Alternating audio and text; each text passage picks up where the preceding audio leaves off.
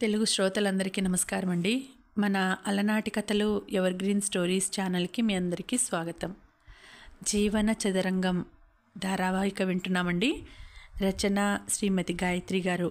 ఇక ఆలస్యం చేయకుండా మనం కథలోకి వెళ్ళిపోదామండి. వీడియో చూసిన వెంటనే లైక్ చేసి షేర్ చేసి తప్పకుండా సబ్స్క్రైబ్ చేసుకోండి. మన ఛానల్ని బెల్ ఐకాన్ యాక్టివేట్ చేసుకోండి. గౌతమి, మీరే కాదు, ఇక నేను కూడా బతికేది 4 మాసాలే. ఈ బిడ్డ బతికితే పాణిగారికి వంశోద్ధారకుడిగా ఇచ్చేసి మరీ పోతాను. నాతో పాటు వాడు దేహాన్ని చాలిస్తే సమస్య లేదు. నా అంతిమ శ్వాస ఈ ఇంట్లో విడిచే భాగ్యాన్ని మాత్రమే కోరుతున్నాను. నా వల్ల ఎవరికైనా ఉపకారం జరగాలి, కానీ అపకారం ఈ కంఠంలో ప్రాణం ఉండగా తలపెట్టను. ఇంతవరకు పాణీజీ నన్ను నమ్మి అప్పగించిన సమస్త బాధ్యతలను తిరిగి మీకు అప్పగిస్తున్నాను.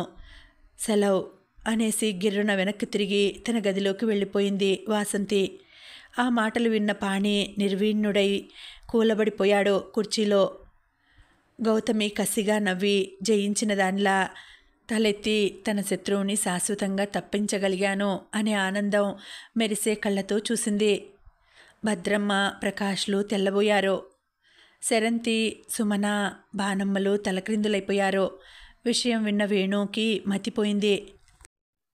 ఎవరితోనూ సంబంధం లేని కాలచక్రం పరిభ్రమిస్తూనే ఉంది విచిత్ర గతులతో. వాసంతి అసలు బెడ్రూమ్ వదిలి బయటకు రావటం మానేసింది. తెల్లవారుజామునే లేచి కాలకృత్యాలు తీర్చుకొని స్నానం చేసి బట్టలు ఆరవేసుకొని తన గదిలోకి వెళ్ళిపోతుంది. పిల్లలు లేచి వచ్చాక వాళ్లకు పాలు తాగించి చదివించి పాణి వెళ్ళిపోయాక తీసుకొని వెళ్ళి ముఖాలను కడిగించి స్నానం చేయించి టిఫిన్ పెట్టి వాళ్ళతోనే గడుపుతుంది. గౌతమి పాణీలు మసిలేటప్పుడు బయటకు రాకుండా జాగ్రత్త పడుతోంది. ఇదంతా పాణికి నరకంగా మారింది.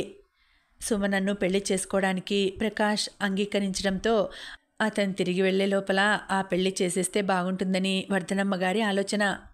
ప్రకాష్ వచ్చి 10 రోజులైపోయింది. ఇంకో వారం మాత్రమే సెలవు ఉంది.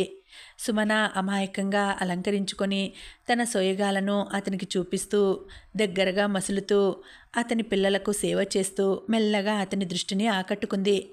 ప్రకాష్ మొదటి భార్య రజని లా పాస్ అయింది. అందము, చదువు, ఆస్తి ఉన్న రజని ప్రకాష్ని ప్రేమించి పెళ్లి చేసుకుంది. ఆ రజనీని ప్రకాష్ కూడా ప్రేమించాడు. కానీ వాళ్ళ దాంపత్యం 3 ఏళ్లు మాత్రమే సంతోషంగా గడిచింది. పాప పుట్టింది మొదలు. ఆ తర్వాత 3 ఏళ్లకు బాబు పుట్టాడు.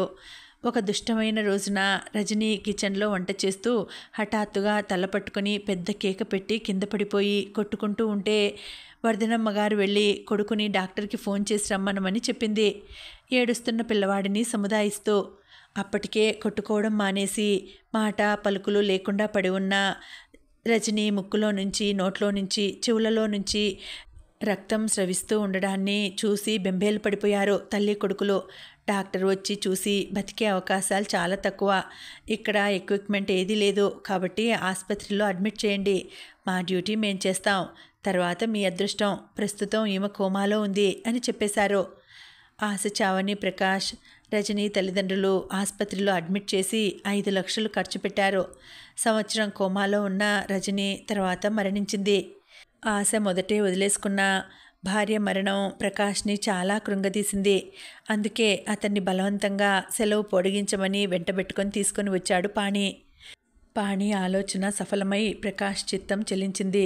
సంవత్సరంగా బ్రహ్మచర్యం చేస్తున్న ప్రకాష్ సుమన అందానికి వ్యామోహితుడై ఓ రోజు తలుపు చెరవేసి పిల్లలకు దుప్పటి కప్పుతున్న సుమను వెనక నుంచి గబాల్న గట్టిగా కౌగిలించుకొని ఆత్రంగా ముద్దు పెట్టుకున్నాడు. ఆ హఠాత్ పరిణామానికి కంగారు పడిన సుమన కెవ్వుమంది. ఆ కేక విని లోపలికి వచ్చిన వర్ధనమ్మగారు, ఆవిడ వెనకనే వచ్చిన పాణి ఆ దృశ్యాన్ని చూసి కంగారుగా ప్రకాష్ చేతుల్లో నుంచి సుమనను విడిపించారు. సుమన సిగ్గుపడి పారిపోతే మంచం మీద అపరాధిలాగా తలదించుకొని కూర్చొని ఉండిపోయాడు ప్రకాష్. బిడియపడకు బావా, ఇలాంటి పరిస్థితి వస్తుందని నాకు ముందే తెలుసు. అందుకే పెళ్లి ప్రపోజల్ లేవదీశాను. సుమనని పెళ్లి చేసుకుంటావా, ముహూర్తాలు పెట్టించనా అని అడిగాడు అనునయంగా. ఎరుపెక్కిన వదనంతో తన అంగీకారాన్ని సూచించాడు ప్రకాష్. పనిలో పనిగా శరంతికి కూడా పెళ్లి చేసేస్తే ఖర్చు కలిసి వస్తుంది పాణి. ఆ పిల్లకి పరీక్షలు అయిపోతున్నాయిగా, ఆ పెళ్లి కూడా నువ్వే చేయాలి కదా. ఇప్పుడైతే 2 పెళ్ళిళ్ళు ఒకే ముహూర్తానికి జరిపించేయవచ్చు.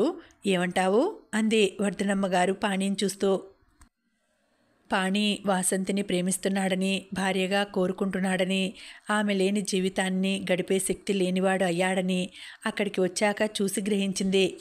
పాణి వల్ల వాసంతి గర్భవతి అయిందని, పాణి బలాత్కారంగా వాసంతి కన్యాత్వాన్ని హరించాడనే విషయం గౌతమి, పాణి ఇద్దరూ చెప్పేశారు. వాసంతి మెడలో తాళి కట్టేసినట్టుగా కూడా పాణి ఆవిడకు చెప్పాడు. ఇప్పుడు ఆవిడ దృష్టిలో వాసంతి అతని భార్య. గౌతమి ఆ స్థానం పోగొట్టుకొని చాలా కాలమైంది. కూతురి స్థానాన్ని ఆక్రమించుకొని పాణి అనురాగాన్ని, ఆపేక్షను, అంతఃకరణను దోచుకున్న మనిషిగా మొదట వాసంతిని తన కూతురి పాలిట శత్రువుగా, ఈర్ష్యగా చూసిందావిడ. కానీ తర్వాత బాణమ్మగారి ద్వారా వాసంతి వ్యక్తిత్వం గురించి తెలుసుకొని మానసికంగానే అభినందించింది. ఇప్పుడు సెరంతి పెళ్లి చేసేయమని చెప్పడానికి కారణం గౌతమి. గౌతమికి వాసంతి మాటిచ్చాక అసలు తన గది వదిలి బయటకు రావటం లేదు వాసంతి. పాణి కంట అసలే పడలేదు. అతను లోపల చాలా బాధపడుతున్నాడు. ఇక గౌతమికి అసలే కనిపించటం మానేసింది. పెరటి గుమ్మాన మసులుతోంది. వేసవి కాలం కావడం వల్ల రాత్రిబడి పెరట్లో మొక్కల్లో కూర్చొని చెబుతుంది. వాసంతిని చూడాలని అనిపించినప్పుడు పాణి పెరట్లో నూతి దగ్గరకు వెళ్తాడు. అప్పుడు వాసంతి చప్పున లేచి బోర్డు దగ్గరకు వెళ్ళిపోయి ముఖాన్ని చాటు చేసుకుంటూ బోర్డు మీద రాసి చూపిస్తోంది. ఈ పెళ్లి విషయం మాట్లాడడం కోసమైనా పాణి వాసంతిని కలిసి మాట్లాడాలి కదా. కనీసం ఈ వంకతోనైనా ఆ ఇద్దరిని మళ్ళీ కలపాలని ఆశించింది వర్ధనమ్మగారు. నిజమే అత్తయ్య, నేను వెళ్ళి వాసంతితో మాట్లాడి వస్తాను అని హాల్లోకి వచ్చి, సెరంతి మీ అక్క ఎక్కడుంది అన్నాడు పాణి ఉత్సాహంగా. బెడ్రూమ్లో ఉందండి అంది సెరంతి. పాణి బెడ్రూమ్లోకి వెళ్ళేసరికి ఆ మాటలు విన్న వాసంతి కిచెన్లో నుంచి పెరట్లోనికి వెళ్ళిపోయి సెరంతి అని చెల్లెల్ని పిలిచింది. పాణి బెడ్రూమ్లో ఆగిపోయాడు. సెరంతి పెరట్లోకి వెళ్ళింది. పాణిజీ ఎందుకు వచ్చారు అని అడిగింది. నీతో మాట్లాడాలని అంది సెరంతి. ఏం మాట్లాడాలన్నా ఆయన స్థానే వర్ధనమ్మ గారిని పంపించమను. నేను ఆయన కళ్ళ పడదలుచుకోలేదు అంది వాసంతి. సెరంతి ఆ సంగతే పాణికి చెప్పింది. అతను వచ్చి ఆవిడ నాతో మాట్లాడదట అత్తయ్య, అసలు నా కళ్ళ పడదట, నిన్ను పంపించమని కబురు పెట్టింది అన్నాడు చింతాక్రాంతుడైనట్టుగా కుర్చీలో చితికిల పడుతూ. వాసంతి, ఇక్కడ మొక్కల్లో ఒంటరిగా కూర్చుంటే ఎలాగమ్మా? కాస్త మా అందరితోనూ కలవాలి గాని ఏకాంతాన్ని కోరుకుంటావెందుకు? నీతో ఒక ముఖ్యమైన విషయం మాట్లాడాలని వచ్చాను అంది వర్ధనమ్మగారు. రండి పిన్నిగారు, కూర్చోండి. నలుగురిలోకి వచ్చే జాతకం కాదు నాది.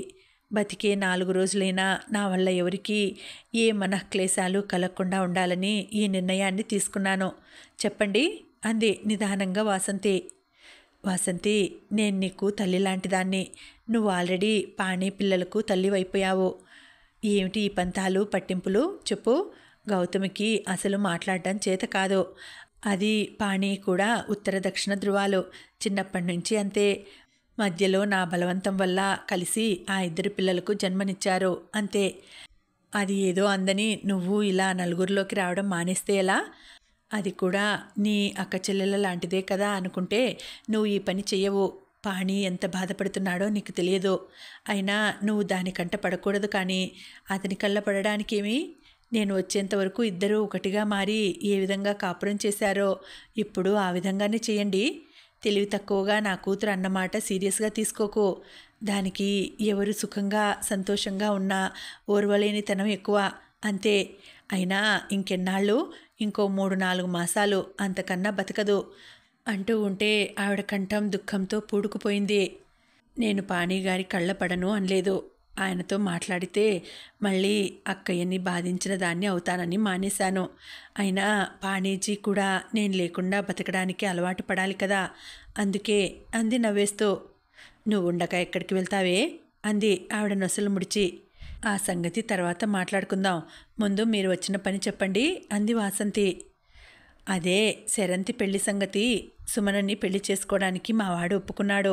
ఆ పెళ్లిలో నీ చెల్లెలు సెరంతికి కూడా 4 అక్షంతలు వేసేస్తే ఖర్చు కలిసి వస్తుందని అనిపించింది నాకు. అందుకే ఈ సంగతి నీకు చెప్పాలని వచ్చాను. నీ అభిప్రాయం ఏమిటి అంది. మీతో నేను కూడా ఏకీభవిస్తాను. నేను ఒక లెటర్ రాసి పాణిగారికి పంపిస్తాను. ఆయన ఇష్టపడితే అలాగే చేసేద్దాం అంది సాలోచనగా వాసంతి. అయితే అదేదో త్వరగా రాసి నాకివ్వు, నేనిస్తాను అందావిడ. వాసంతి లోపలికి వెళ్ళి లెటర్ రాసి తీసుకొచ్చి ఆవిడకిచ్చింది. వర్ధనమ్మ భద్రంగా తీసుకొని వెళ్ళి పాణికిచ్చింది. అతను చదువుతూనే కొయ్యబారిపోయాడు. మాట పలుకు లేకుండా కళ్ళు మూసుకొని ఆగ్రహాన్ని దిగమింగుతున్న పాణిని చూసి ఆ లెటర్ తెరిచి తను కూడా చదివింది ఆవిడ. పాణిజీ నమస్తే. నేను భానమ్మ గారి కోడల్ని, వితంతువుని, పైగా కళంకితని. మీరు నన్ను మర్చిపోయి నా చెల్లెలు శరంతిని చేసుకుంటే సంతోషిస్తాను. దానికి మీకంటే మంచి భర్తను నేను తీసుకురాలేను. కట్నాలు కానుకలు ఇవ్వలేను. నాకు ఉద్యోగం అనే ఆధారాన్ని చూపించారు చాలు. నేను భానమ్మ గారి కోడలిగానే బతకదలుచుకున్నాను. ఈ కాన్పు అయ్యాక నేను బతకను. ఒకవేళ బతికినా శరంతికి పెళ్లి చేసేసి ఈ ఇల్లు కట్నంగా దానికి ఇచ్చేసి నేను భానమ్మ గారిని తీసుకొని పుట్టిన బిడ్డతో మీ అందరికీ దూరంగా వెళ్ళిపోయి బతకాలి అనుకుంటున్నాను. నాకున్న ఒకే ఒక్క బాధ్యత శరంతి. ఈ ఇంటిని విడిపించగలనన్న నమ్మకం నాకు లేదు. అందుకే ఈ ఇంటిని శరంతిని మీ చేతిలో పెట్టి వెళ్ళిపోవాలని నేను నిర్ణయించుకున్నాను. అదైతే ఆడపిల్లలను బాగా చూసుకుంటుందనే నమ్మకం నాకుంది. మీరు దాన్ని చేసుకుంటే దానివల్ల మీ వంశం నిలుస్తుంది. కాబట్టి నాకు పుట్టిన బిడ్డను మీ జ్ఞాపకంగా నేనే పెంచుకోవాలని ఆశిస్తున్నాను. దయచేసి నా అభ్యర్థనను మన్నించి శరంతిని పెళ్లి చేసుకోవాల్సిందిగా మిమ్మల్ని కోరుతూ ముగిస్తున్నాను. ఇట్లు వాసంతి. నా మాట విను సరు. పాణిగారికి ఏం తక్కువ? అందం ఉంది, ఆస్తి ఉంది, అంతస్తుంది, హోదా ఉంది, నలుగురిలో గుర్తింపు గౌరవం ఉన్నాయి. 18,000 జీతగాడు.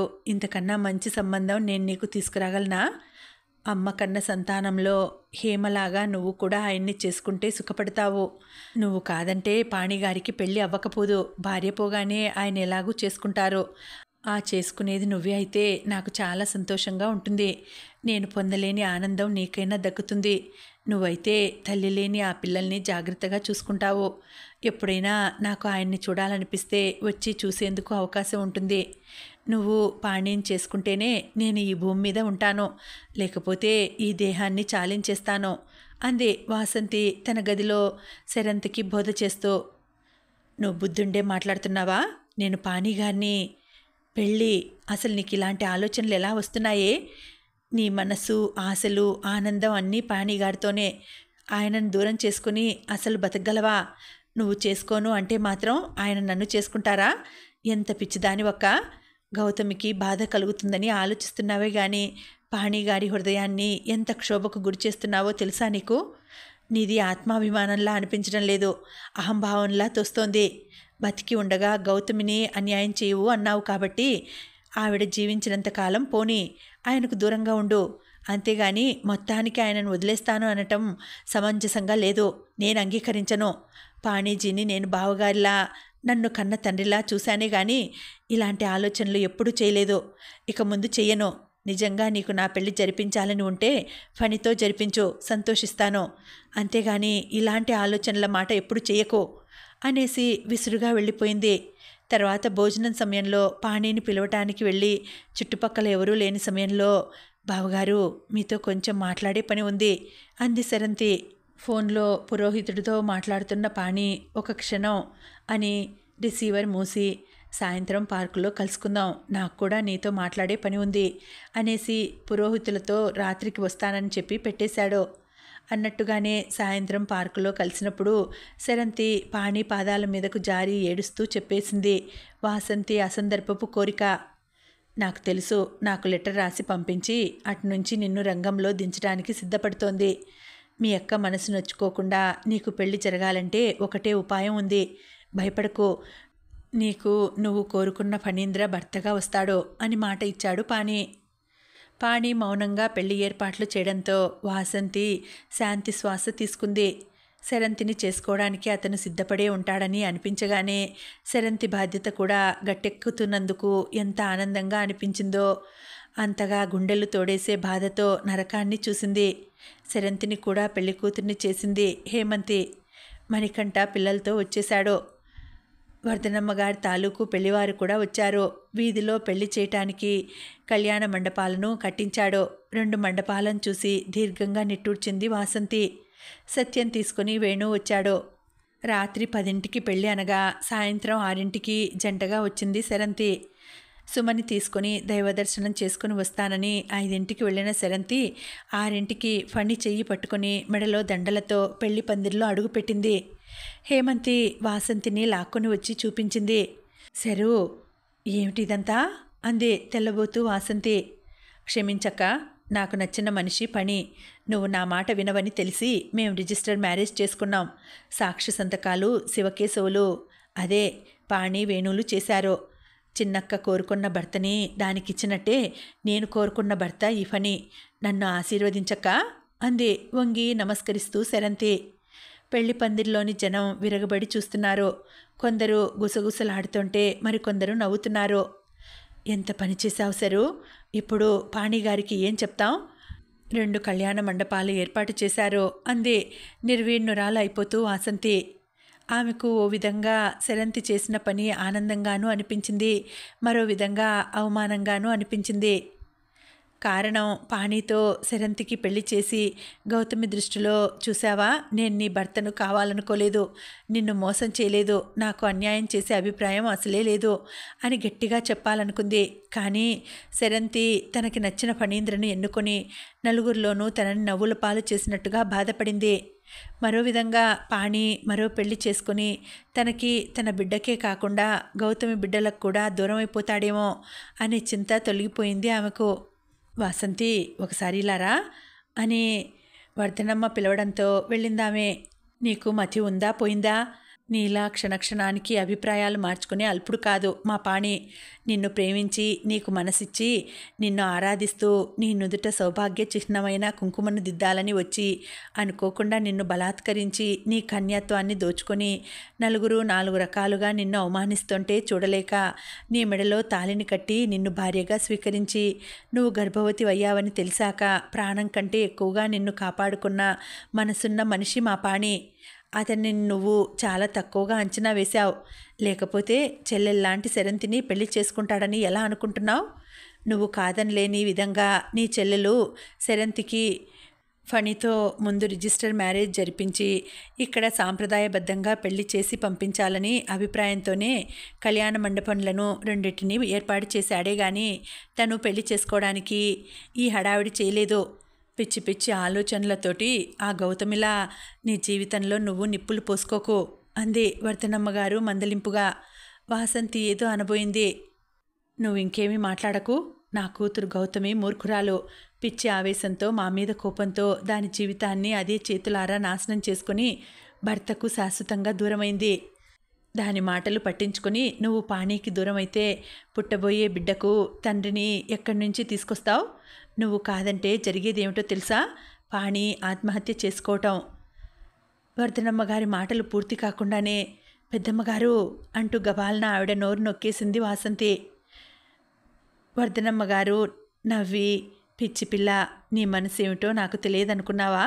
లేక పాణికి తెలియదు అనుకున్నావా? ఎవరిని మోసం చేస్తున్నావు?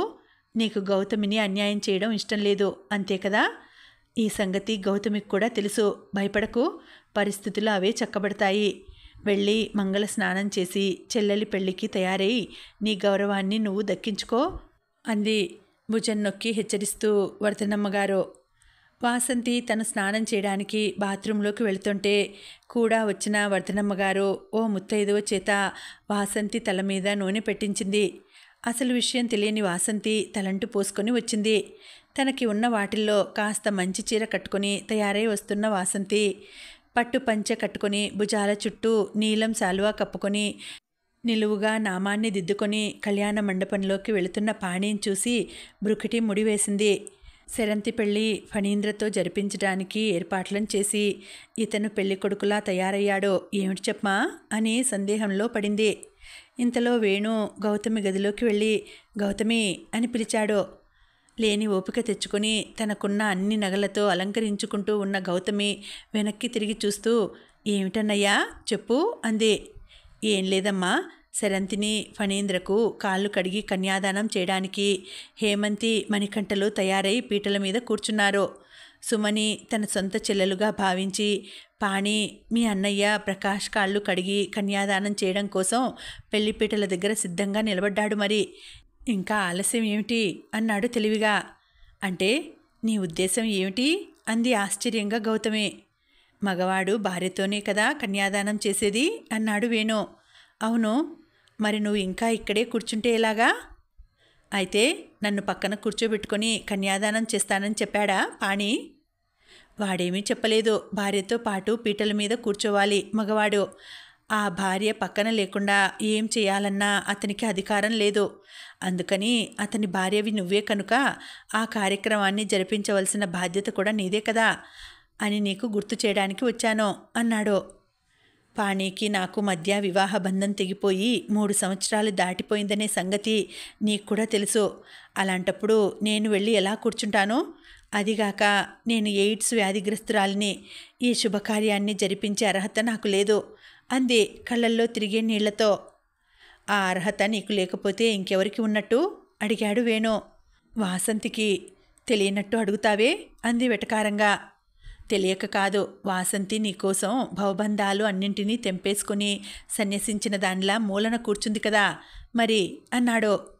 నిజమే, పాపం నా మూలంగా తన సర్వస్వాన్ని త్యాగం చేయడానికి సిద్ధపడింది ఆ పిచ్చిపిల్ల అంది సంభ్రమంగా గౌతమి. మీరు ఒకరి కోసం మరొకరు త్యాగం చేసుకునే సమయం ఇప్పుడు వచ్చింది గౌతమి. త్యాగం చేయడం వాసంతికి ఒకదానికే తెలుసా? అది నీకు కూడా చేతనవును కదా.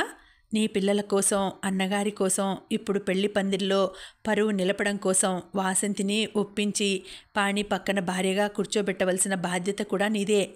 ఒకానొకప్పుడు పాణి పరువును కాపాడావు, పోలీసులు అరెస్ట్ చేయకుండా. ఇప్పుడు నీ జీవితంలో ఒక మంచి సత్కార్యం జరిపించే తరుణం ఆసన్నమైంది. వాసంతిని మాటలతో రెచ్చగొట్టి పాణికి దూరం అయ్యేలా చేసిన నేర్పున్న నీకు మళ్ళీ ఆమెను ఒప్పించి అతని భార్యను చేయటం అసాధ్యమా అన్నాడు సూటిగా చూస్తూ వేణు. నాకు ఏది అసాధ్యం కాదన్నయ్యా.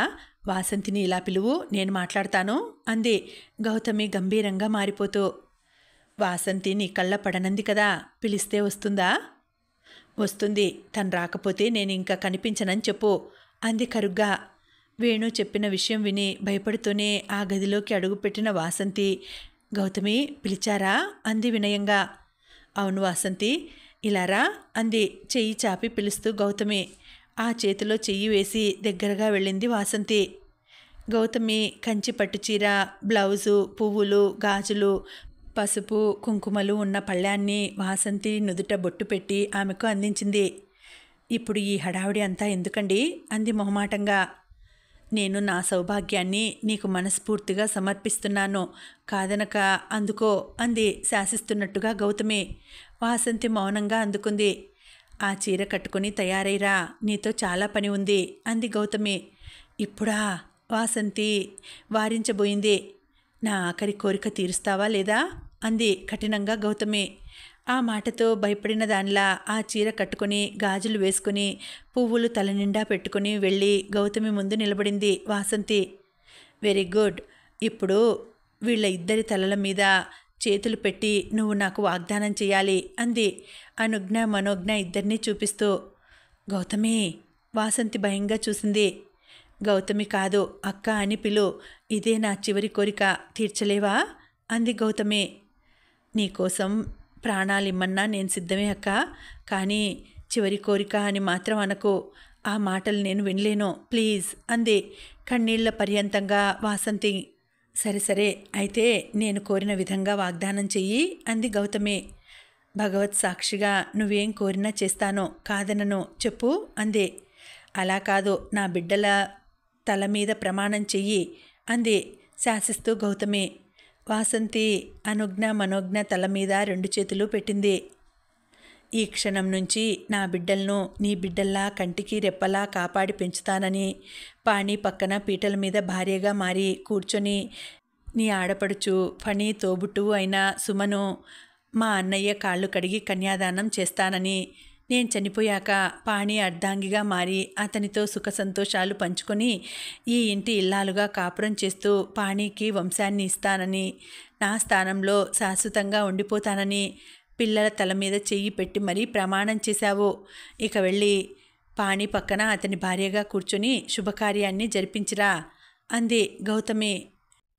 అక్కా, వాసంతి దిగ్భ్రాంతురాలైపోయింది. వాసంతి, ముహూర్తం దాటిపోతోందని శాస్త్రిగారు గోల పెడుతున్నారు, త్వరగా రావాలి మరి అంది సత్య వచ్చి. వంగి గౌతమి పాదాలు తాకి నమస్కరించి సత్య వెంట కళ్యాణ మండపంలోకి వచ్చి పాణి పక్కన కూర్చుంది వాసంతి.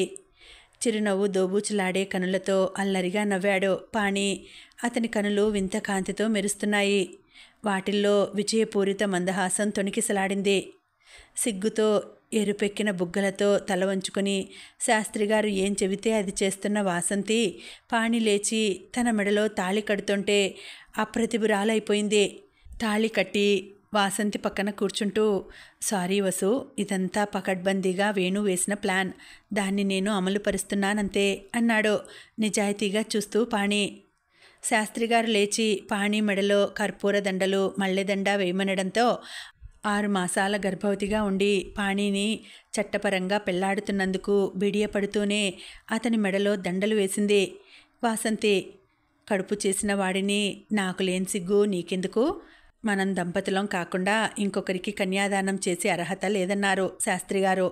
అందుకని ముందు తలవని తలంపుగా మన పెళ్లి జరిగిపోతోంది అన్నాడు పాణి మెల్లని స్వరాన ఆమెకు మాత్రమే వినిపించేలా దండలు వేస్తూ. శాస్త్రిగారి ఆదేశంతో తలంబ్రాలు పోసుకున్నారు. పాణి రవ్వల హారం వాసంతి మెడలో పెట్టి చేతులకు గాజులు వేసి జుంకీలు చేతికిచ్చాడు. వాటిని ఆ పీటల మీదనే వాసంతికి సత్య అలంకరించింది. పాణి వాసంతి చెయ్యి పట్టుకుని లేచి వెళ్ళి వర్ధనమ్మగారికి తదితర పెద్దలకు నమస్కరించి తన బంధువులందరికీ వాసంతిని తన భార్యగా పరిచయం చేశాడు గర్వంగా. అదే మండపంలో మళ్ళీ పాణి పక్కన కూర్చుని సుమను, ప్రకాష్ కాళ్ళు కడిగి పాణి కన్యాదానం చేస్తుంటే మనస వాచ కర్మణ తను పాణి భార్యగా మారి నీళ్లను పోసింది. వైశాఖ మాసం వెళ్ళిపోకుండా వసంత ఋతువులోనే తన జీవితం మళ్ళీ చిగురించినందుకు మానసికంగా ఆనందిస్తూ పాణి భార్యగా బాధ్యతలను వహించింది వాసంతి. కొత్త కోడలి చేత కాపురం పెట్టించి వస్తానని కొడుకు కోడలతో వెళ్ళింది వర్ధనమ్మ. ప్రకాష్ వెంట సుమని సారీ చీరలతో హైదరాబాద్ అత్తవారింటికి పంపించిన వాసంతి ఎస్ఐగా ట్రైనింగ్ పూర్తి చేసుకుని వచ్చి శరంతిని పెళ్లాడిన ఫణీంద్ర వెంట శరంతిని హనీమూన్కి కాశ్మీర్కు పంపించింది. పిల్లలతో భర్తతో ప్రయాణమైన హేమంతికి కూడా వీడ్కోలును పలికింది. హేమంతి వెళుతూ వాసంతికి పాదాభివందనం చేసింది. హేమంతిని మౌనంగానే ఆశీర్వదించి పంపించింది వాసంతి. కారు దగ్గర పాణి చేతులు పట్టుకొని వాసంతికి పుట్టినిల్లు లేదు, 7వ నెల రాగానే నేను వచ్చి తీసుకుని వెళ్ళి శ్రీమంతం జరిపిస్తాను పాణి, కాదనకు అన్నాడు మణికంఠ. ఆ అవసరం నీకు నేను రానివ్వను మణి. వాసంతి నా స్వంత తోబుట్టు కంటే నాకెక్కువ, కాబట్టి నేను తీసుకుని వెళ్ళి జరిపిస్తాను సీమంతం అన్నాడు వేణు వెంటనే కలుగజేసుకుంటూ. వాసంతి సిగ్గుతో తల వంచుకుంటే పాణి ఆనందంగా నవ్వాడు.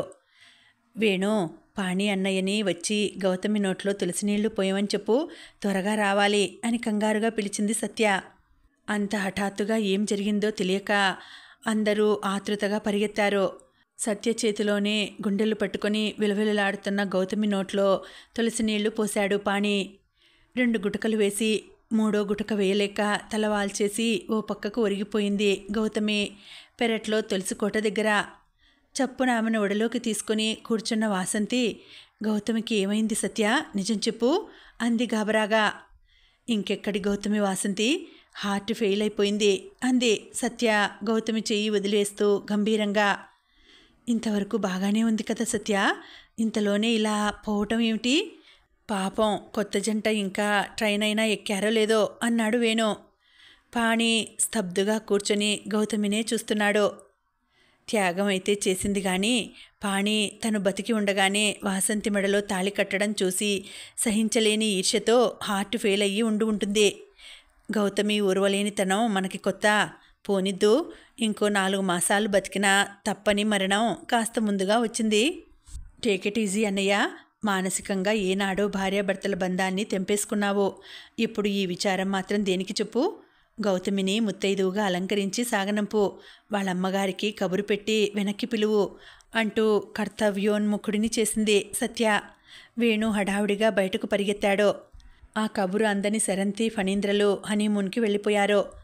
అందిన వర్ధనమ్మగారు కొడుకు కోడలతో వెనక్కు వచ్చి బావురుమంది. ఆ ఇల్లు శోక సముద్రం అయింది. ఫోన్ కాల్ అందుకొని భార్య పిల్లలతో వెనక్కి వచ్చిన మణికంఠ వేణువుల సాయంతో కళ్ళు తుడుచుకొని లేచాడు. పాణి ఏడుస్తూనే వాసంతి చేత గౌతమికి పసుపు రాయించి బొట్టు పెట్టించి కొత్త చీరను కట్టబెట్టించి వర్ధనమ్మ తన కోడల్ని పిల్లలతో లోపలే ఉండమని శాసించింది. ఆవిడ ఆజ్ఞ మేరకు పిల్లలతో లోపలే ఉండిపోయింది సుమన. గౌతమితో పాణి ఖనన భూమికి బయలుదేరి వెళ్ళాడు. పెళ్లికి వచ్చి వెళ్ళిన బంధువులంతా మళ్ళీ గౌతమి మరణ వార్తను విని వచ్చి 12 రోజుల కార్యక్రమాలు పూర్తి అయ్యేంతవరకు ఉండి వెళ్ళారు. కూతురి అంత్యక్రియలు అన్నీ పూర్తి అయ్యాక మళ్ళీ కొడుకు కోడలితో ప్రయాణం అయింది వర్ధనమ్మగారు. మమ్మల్ని ఒంటరి వాళ్ళని చేసి మీరు వెళ్ళిపోతారా పెద్దమ్మగారు అంది వాసంతి నీళ్లు నిండిన కళ్ళతో. నీ కాన్పు సమయానికి మళ్ళీ తప్పకుండా వస్తానమ్మా. వాసంతి, నా దృష్టిలో నా కూతురు గౌతమి కాదు, వాసంతి నా కూతురు, పాణి నా అల్లుడు. సుమకు అంతా కొత్త కదా, కాస్త దానికి అలవాటు చేసి దాని చేత కొత్త కాపురం పెట్టించి వస్తాను. నీకు పురుడు పోశాక నిన్ను హైదరాబాద్ తీసుకుని వెళ్ళి బట్టలు పెట్టి పంపి నేను తీర్థయాత్రలకు వెళ్తాను. అందాక నీకు తోడుగా సాయంగా బాణమ్మ ఉంటుంది. ఇక ఇది నీ ఇల్లు, నీ పిల్లలు, నీ భర్త, నీ సంసారం. కనీసం ఈ 2-3 మాసాలైనా పాణికి దాంపత్య సుఖాన్ని అందించి ఆనందించు. మళ్ళీ కానుపైతే 3 మాసాలైనా దూరాలు తప్పవు. వియోగాన్ని అనుభవించిన వాళ్ళకే తెలుస్తుంది ఆ బాధ ఏమిటో. గౌతమితో నరకం చూసిన నా మేనల్లుడు, నీ వల్ల ఇప్పుడైనా సుఖాల తీరం చేరి విశ్రమించాలి, సరేనా అంది వాసంతి తల నిమిరి అనునయిస్తూ వర్ధనమ్మ. ఎరుపెక్కిన వదనంతో అంగీకారంగా తల ఊపింది వాసంతి. కారు కదిలింది. స్కూటర్ మీద కారుని అనుసరిస్తూ అత్తయ్య వాళ్లను ట్రైన్ ఎక్కించి వస్తాను, వసు తలుపేసుకో అన్నాడు పాణి. వాళ్ళు కనుమరుగయ్యాక పిల్లలతో లోపలికి వచ్చిన వాసంతి ఏ పని చేయబోయినా, నువ్వుండు వాసంతి, నేనున్నాను, పని మనిషి అంకమ్మ ఉంది, నువ్వేం చేయాలి, వెళ్ళి విశ్రాంతి తీసుకో. ఈ 10 రోజులు స్నానాలతో అసలే అలసిపోయి ఉన్నావు. బాత్రూంలో వేడినీళ్లు పెట్టాను, ఫ్రెష్గా స్నానం చేసి బట్టలను మార్చుకో. ఆ శ్రాద్ధానికి సంబంధించిన వేషం మార్చేసి కళకళలాడుతూ బొట్టు కాటుక పెట్టుకో. గౌతమిని మధ్యాహ్నంతోనే మర్చిపోవాలి. ఈ సాయంత్రం నుంచి కొత్త జీవితాన్ని ప్రారంభించాలి నువ్వు అంది ఆదేశాత్మకంగా బాణమ్మగారు. చిరాకుగా అనిపించి పిల్లలను ఆడుకోమని స్నానం చేసింది. తెల్ల చీర, లంగా, బ్లౌజ్ తెచ్చి ఇచ్చింది బాణమ్మ. ఆశ్చర్యంగా కళ్ళెత్తి చూసిన వాసంతి తల మీద మొటికాయ వేస్తూ, ఈవేళ వైశాఖ బహుళ త్రయోదశి, వసంత ఋతువు, మీ ఇద్దరి నక్షత్రాలకు చాలా బాగుందట. రేపు మాస శివరాత్రి, ఎల్లుండ అమావాస్య, ఆ తర్వాత జ్యేష్ఠమాసం ఏమీ బాగాలేదట. ఇందాక వర్ధనమ్మగారు శాస్త్రిగారి చేత శాంతి ముహూర్తం పెట్టించింది. నీ బాధ్యతలు నాకు అప్పగించి మరీ వెళ్ళింది, అర్థమైందా అంది నవ్వుతూ. సిగ్గుతో ముడుచుకుంటూ తెల్లచీర కట్టుకుని తయారైంది వాసంతి. బాణమ్మగారు బారెడు మల్లెదండ తెచ్చి వాసంతి జడలో పెట్టింది. చేతిలో బ్యాగ్తో స్కూటర్ దిగి వచ్చిన పాణి వీధిలో అరుగు మీద స్తంభం చుట్టూ తిరుగుతూ ఆడుకుంటున్న అనుజ్ఞని చూసి, ఈ బ్యాగు అమ్మకివ్వు అని అందించి స్కూటర్ పెరట్లో పెట్టి తలుపు మూసి సరాసరి నూతి దగ్గరకు వెళ్ళి స్నానం చేసి తువాలు కట్టుకుని తల తుడుచుకుంటూ తన గదిలోకి వెళ్ళి గుమ్మంలోనే ఆగిపోయాడు. అంకమ్మని తీసుకొని నవ్వుతూ బయటకు వెళ్ళిపోయింది బాణమ్మగారు. మంచం మీద తెల్లని పక్క వేసి మల్లెపూలు చల్లి పాలు, పళ్ళు, కిళ్ళీలు, పలహారాలు పెట్టి మంచి పరిమళభరితమైన ఊదవత్తులను వెలిగించి వెళ్ళింది. ఆ ఏర్పాటును చూడగానే పాణి కళ్ళు మెరిశాయి. తెల్లని మల్లెపూల లాంటి బట్టలు వేసుకొని తల దువ్వుకున్నాడు. బాణమ్మ కాఫీ తెచ్చింది. వాసంతి ఏం చేస్తుంది అన్నాడు అందుకుంటూ. మనోజ్ఞ పోరు పెట్టినట్టు ఏడుస్తుంటే సముదాయిస్తోంది అంది బాణమ్మ. ఈ లెటర్ మా అత్తయ్య వాసంతికి ఇవ్వమంది అంటూ ఇచ్చాడు బ్యాగ్లోంచి తీసి. బాణమ్మగారు ఆ లెటర్ తెచ్చి తన బెడ్రూమ్లో ఉన్న వాసంతికి ఇచ్చింది. మనోజ్ఞను జోకొడుతూ ఆ లెటర్ తెరిచి చదివింది వాసంతి. అందులో ఇలా ఉంది: చిరంజీవి సౌభాగ్యవతి వాసంతిని పుత్రపౌత్ర అభివృద్ధిగా ఆశీర్వదిస్తూ మీ పెద్దమ్మ వర్ధనమ్మ వ్రాయినది. గౌతమి పాణీల గతం గురించి తెలుసుకోవాలని కుతూహలం నీకు కలుగుతుందని నాకు తెలుసు.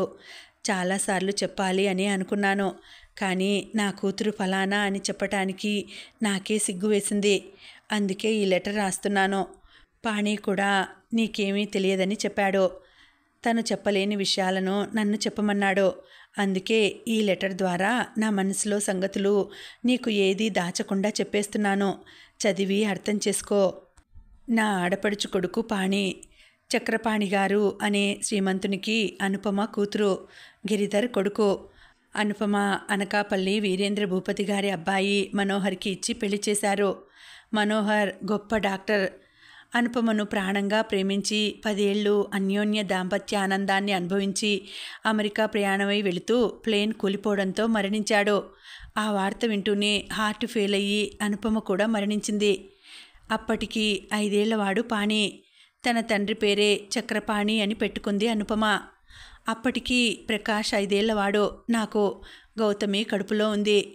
మా ఆయన అప్పటికే విలాస జీవితాన్ని మరిగి పూర్తిగా మా ఆస్తిని నాశనం చేసేశారు. ఇల్లు వాకిలి జప్తు చేస్తారనగా పాణి తల్లిదండ్రులను కోల్పోయి తాతగారు ఇచ్చిన 5 లక్షల డబ్బుతో మా ఇంటికి వచ్చాడు. వీరేంద్ర భూపతికి 4 భార్యలు. 4వ భార్య కొడుకు మనోహర్. మిగిలిన భార్యలంతా ఆస్తి కోసం కొట్లాడుకుంటూ ఉంటే పాణిని అతని తాలూకు ఆ సంపదని రక్షించమని పంపించేశారు. మా మామగారు ఆ డబ్బుతో మా ఇల్లు జప్తు కాకుండా విడిపించి 1 లక్షతో పొగాకు వ్యాపారం ప్రారంభించారు పాణి పేరు మీద. గౌతమి తండ్రి గిరిధర్కి ఖర్చు పెట్టడం, అనుభవించడం తెలుసు, సంపాదించడం చేత కాదు. 25 లక్షల ఆస్తి మళ్ళీ సంపాదించి ఆస్తమాతో మంచం ఎక్కేశారు మా మామగారు. ఆ డబ్బంతా మా ఆయన ఖర్చు చేస్తూ ఉంటే ఆయనకు తెలియకుండా నా ద్వారా అనకాపల్లిలో ఓ ఇల్లు, 5 ఎకరాల కొబ్బరి తోట పాణి పేర కొనిపించేశారు. ప్రకాష్కి అంతా నా పోలిక, గౌతమి అంతా తండ్రి పోలిక. మా అన్నయ్య కూడా గిరిలాగే సంసారాన్ని వదిలేసి గాలికి తిరుగుతూ ఉంటే మా వదినకు పిల్లలకు నేనే సాయం చేసేదాన్ని. మా అన్న కొడుకు సుకుమార్ అఖండమైన తెలివితేటలు ఉన్న విలాస పురుషుడు, తిమ్మిని బొమ్మిని చేయగల సమర్థుడు, కబుర్ల పోగు, తలలు తీసి తలలు పెట్టగల చతురుడు. ఆ చాతుర్యంతో విదేశాలు తిరిగి వచ్చేవాడు. చదువు సంధ్యలు లేకపోయినా వేషభాషలు మాత్రం పెద్ద ఆఫీసర్లా ఉండేవి. వాడు వస్తే చాలు తండ్రి కూతురు వాడికి హారతులు పట్టేవారు. పాణిని చిన్నచూపు చూసేవారు. నేను పాణి ప్రకాష్లను జత చేసి చదివించేదాన్ని. మా ఆయనకు తెలియకుండా తీసిన డబ్బుతో పాణికి అన్నీ అమర్చేదాన్ని. ఆ విధంగానే పాణి పెరిగి పెద్దవాడయ్యాడు. ప్రకాష్ను వాళ్ళ నాన్న ఇంజనీర్ని చేశారు. వాళ్ళ తాత వీరేంద్ర భూపతి పరపతితో పాణికి ఎంఆర్ఓగా జాబ్ వచ్చింది. గౌతమిని పాణికి చేయాలని నా తాపత్రయం, మా మామగారి కోరిక. కానీ మా వారికి సుకుమార్కి ఇచ్చి చేయాలని ఉండేది. గౌతమి కూడా సుకుమార్ మాటకారితనాన్ని ప్రేమించి వాడంటే పడి చచ్చిపోయేది. ఆ సుకుమార్ దగ్గర డబ్బులు లేవని, అంతా పైపై మెరుగుల బతుకని నాకు తెలుసు. కానీ ఎంత చెప్పినా గౌతమి బుర్రకు ఎక్కేది కాదు. నా కూతురు జీవితం ఆ సుకుమార్ని కట్టుకుంటే నాశనం అవుతుందని తెలిసి నేను పాణిని పెళ్లికి ఒప్పించాను. గౌతమి సుకుమార్ ఆకర్షణలో పడిందని గ్రహించిన పాణి మొదట తనకి ఆ పెళ్లి వద్దన్నాడు. ప్రేమించి పెళ్లి చేసుకోవటం తన కోరిక అని చెప్పాడు. నేను మూర్ఖంగా ఓ విధంగా బలవంతంగానే ఒప్పించాను. మా ఆయన బతికి ఉంటే ఆ పెళ్లి జరిగి ఉండేది కాదు. బ్యాంకు నుంచి 1 లక్ష డ్రా చేసి సుకుమార్ వెంట కొత్త వ్యాపారం చేస్తానని మద్రాసు వెళ్ళారు. 10 రోజులకు మద్రాసులో ఓ ఖరీదైన హోటల్ నుంచి మాకు ఫోన్ వచ్చింది. గిరి హోటల్ రూమ్లో మరణించి ఉన్నారని. ప్రకాష్ హైదరాబాద్లో ఉండటం వల్ల వాడిని ఇంటికి రమ్మని ఫోన్ చేసి పాణి వెళ్ళి పోస్టుమార్టం పూర్తి అయ్యాక శవాన్ని తీసుకుని వచ్చాడు. ఆ 1 లక్ష రూపాయలతో సుకుమార్ పారిపోయాడు. గిరి ముఖం మీద తలగడతో నొక్కి ఊపిరి ఆడకుండా చేసి చంపి ఉంటాడని పాణి అనుమానం. నాకు అదే అనిపించింది. కానీ గౌతమి నమ్మలేదు. సుకుమార్ అలాంటి మనిషి కాదు అని కొట్టి పారేసేది. అలాంటి హంతకుడికి, తిరుగుబోతికి, దొంగకి నిన్నిచ్చి చచ్చినా చేయను అని వాళ్ళ తాతగారు పాణికిచ్చి గౌతమిని పెళ్లి చేసేశారు. 2 ఏళ్ళు ఎలాగో పాణితో సంసారం చేసింది గౌతమి. ఆ 2 ఏళ్లలో ఏ 10 సార్లు కలిశారో వాళ్ళు చెప్పడం కష్టం. కారణం గౌతమి మూర్ఖత్వం. ప్రతి రాత్రి హాయిగా సుకుమార్ కౌగిలిలో కరిగిపోవాల్సిన నన్ను నీలాంటి చేతకాని వాజమ్మకి ఇచ్చి చేసింది మా అమ్మ. అసలు నువ్వు మగవాడివేనా? నీకు మగతనం ఉందా? ఆడదాన్ని సుఖపెట్టడం నీకేం తెలుసు? ఆ సుకుమార్ అయినట్లయితే నన్ను స్వర్గంలో విహరింపజేసేవాడు అనే సూటిపోటి మాటలతో క్షణక్షణం నరకాన్ని సృష్టిస్తుంటే తీసుకొచ్చి దిగబెట్టి వెళ్ళిపోయేవాడు. పాణి జీవితం నరకం చేశాననే చింతతో మా మామగారు కూడా పోయారు. గౌతమికి ఎలా నచ్చ చెప్పాలో నాకు అర్థమయ్యేది కాదు. పెళ్ళైన కొత్తలో ఆ 3 రాత్రుల భాగ్యానికి గౌతమి గర్భవతి అయింది. నేను ఎంత పంపించాలని ప్రయత్నించినా గౌతమి వినేది కాదు. పాణి డెలివరీ అయ్యాక తీసుకువెళ్తాను అన్నాడు. ఇంతలో ప్రకాష్ రజనీని ప్రేమించి పెళ్లి చేసుకున్నాడు. ఆడపిల్ల పుట్టింది. మా వాళ్ళ అమ్మాయిని సుకుమార్ లేవదీసుకుని పోయి కడుపు చేసి వదిలేశాడు. ఆ సంగతి కూడా నేను గౌతమికి చెప్పాను. గౌతమి ఆ మాటకు ఏమందో తెలుసా? కామశాస్త్ర విశారదుడైన సుకుమార్ కౌగిలిలో ఒక్క రాత్రి నిద్రించినా జన్మధన్యం అవుతుంది. పాణి లాంటి మగవాళ్ళకి ఏం తెలుస్తుంది? వీడు కూడా ఓ మొగుడేనా? ఆడదాన్ని సుఖపెట్టడం చేతకాని సన్నాసి అంది. మరి నీకు ఆ కడుపు ఎలా వచ్చిందే? పాణికి ఏమీ చేత కాకపోతే అన్నాను ఒకసారి ఒళ్ళు మండి. కడుపు చేయడం కూడా ఓ ఘనకార్యమేనా? పాడి మీద శవం కూడా లేస్తుంది. ఆడదానిని చూస్తే కౌగిలించుకోవడం, ముద్దు పెట్టుకోవడం ఒక ఆర్ట్. అది అందరికీ చేత కాదు, సుకుమార్ లాంటి శృంగార పురుషుడికి తప్ప అనేది. ఈ మాటలను రోజు వింటున్న పాణి విసుగెత్తిపోయి, నేను డైవోర్స్ ఇచ్చేస్తానత్తయ్య, నీ కూతురికి ఆ సుకుమార్తో పెళ్లి చెయ్యి, నాకు వద్దు ఈ తద్దినం అన్నాడు. కన్న తల్లిని నేను, కట్టుకున్న భర్త పాణి దాని ధోరణి భరించలేకపోతే ఇక రజనీ భరించగలదా?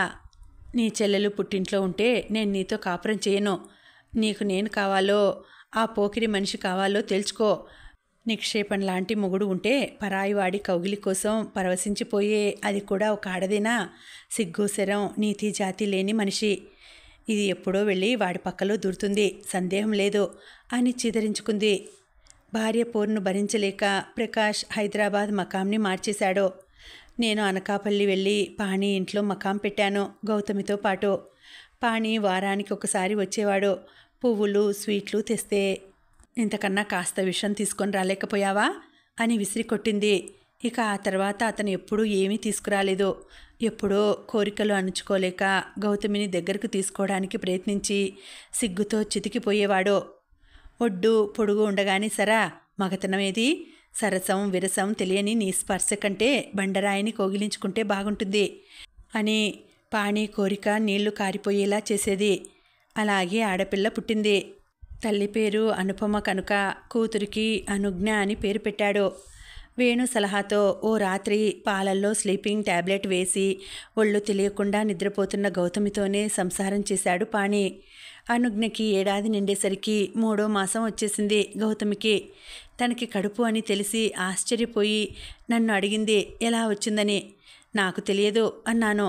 పాణిని అడిగింది. నీ కలలో రాకుమారుడు వచ్చి కడుపు చేసి ఉంటాడు అని నవ్వేశాడు. తిట్టరాని తిట్లు తిట్టింది. ఒళ్ళు మండిన పాణి మెడలో యజ్ఞోపవీతాన్ని తెంచి, ఈ గాయత్రీదేవి సాక్షిగా ఇక నువ్వు నాకు భార్యవి కావు, నేను నీకు భర్తను కాను అని ప్రతిజ్ఞ చేశాడు. అయితే నాకు డైవర్స్ ఇచ్చేయి, ఈ ఇల్లు ఆస్తి రాసిచ్చేయి అంది గౌతమి. తెల్ల కాగితం మీద సంతకం చేసి ఇచ్చేసి ఆ ఇల్లు ఆస్తి దాన్ని అనుభవించవని పెద్ద పిల్లని తీసుకుని వెళ్ళిపోయాడు. తర్వాత గౌతమి ఆడపిల్లను కంది. 11వ రోజు నాడు ఆ బిడ్డను కూడా తీసుకుని వెళ్ళిపోయాడు. గౌతమి ఎలా సంపాదించిందో మొత్తానికి సుకుమార్ అడ్రస్ని సంపాదించింది. లెటర్ రాసింది. వాడు వచ్చినట్టు ఉన్నాడు. ఒకరోజు నేను గుడికి వెళ్ళి వచ్చేసరికి గౌతమి వాడి కౌగిల్లో కనిపించింది. ఎప్పుడూ రానంత అసహ్యంతో ఆ క్షణంలో బట్టలను సర్దుకొని నా కొడుకు దగ్గరికి వెళ్ళిపోయాను. పాణి 2వ బిడ్డకు తండ్రి పేరు మనోహర్ అయితే మనోజ్ఞ అని పెట్టానని లెటర్ రాశాడు. చంటి పిల్లలతో చేసుకోలేకపోతున్నాను అంటే పాణి దగ్గరకు వచ్చాను.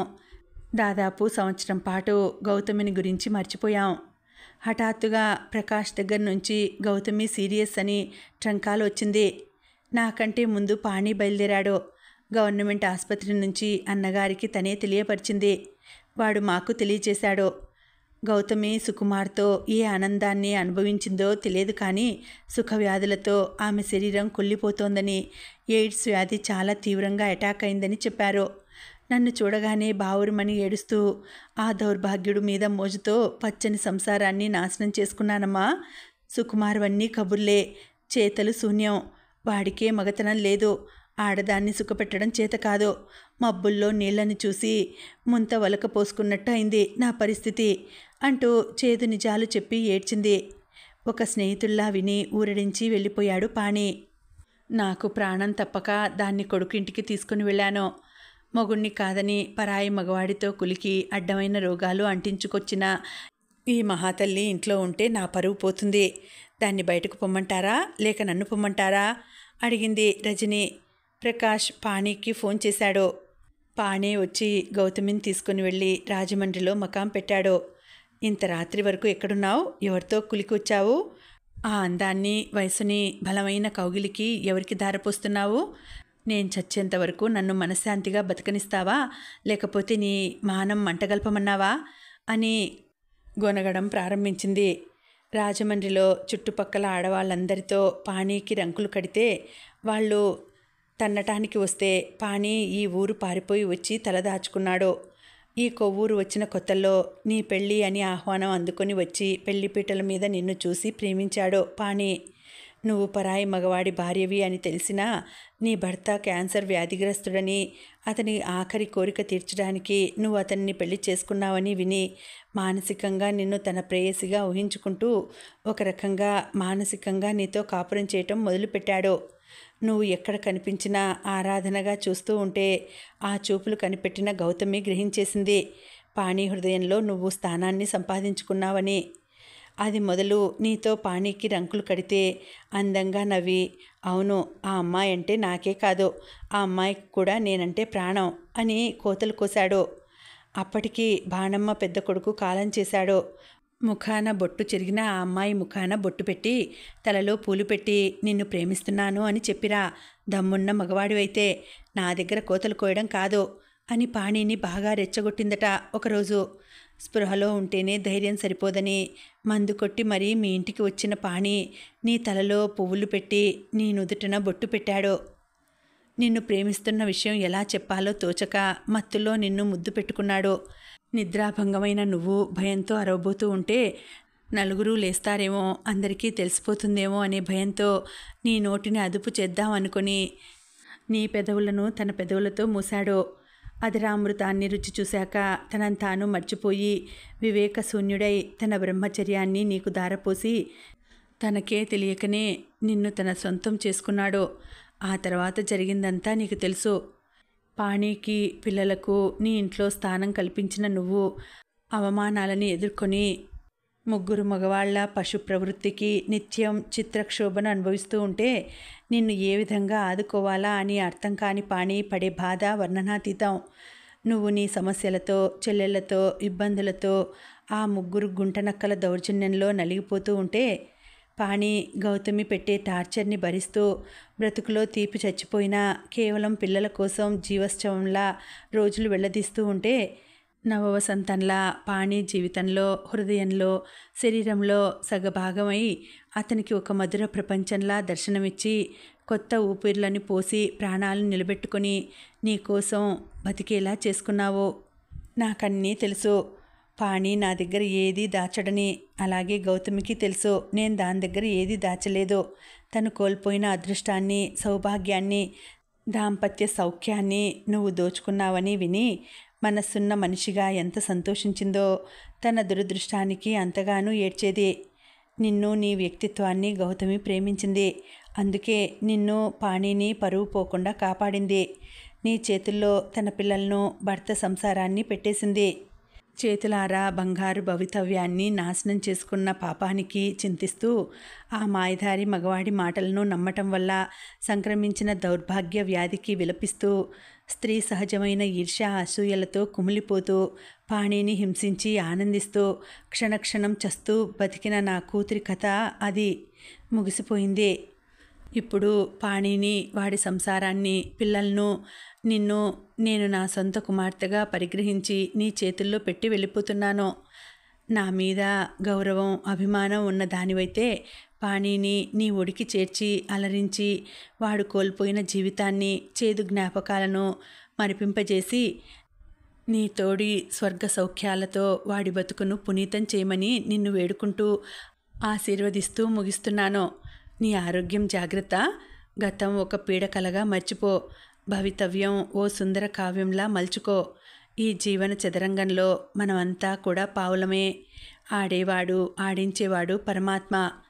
చాలా రాసి విసిగించానా? ఇక ఉంటాను. మీ అమ్మ వర్ధనమ్మ. ఆ లెటర్ పూర్తి చేసి కళ్ళు తుడుచుకుంటూ తలుపు చప్పుడికి తల తిప్పి చూసింది.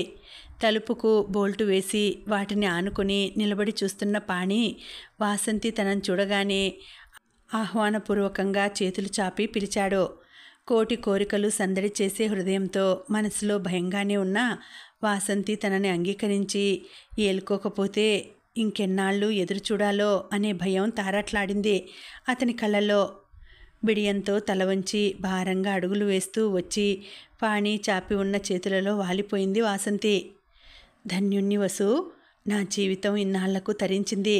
నా ఆశ, కోరిక, నా మధుర ప్రపంచం నువ్వుగా మారి నన్ను అలరించదేవి, గొణుగుతున్నట్టుగా అంటూ ఆమెను 2 చేతుల మధ్య లేవనెత్తి తీసుకుని వెళ్ళి మంచం మీద దించి సరసన ఒరిగి తన కౌగిల్లోకి లాక్కున్నాడు.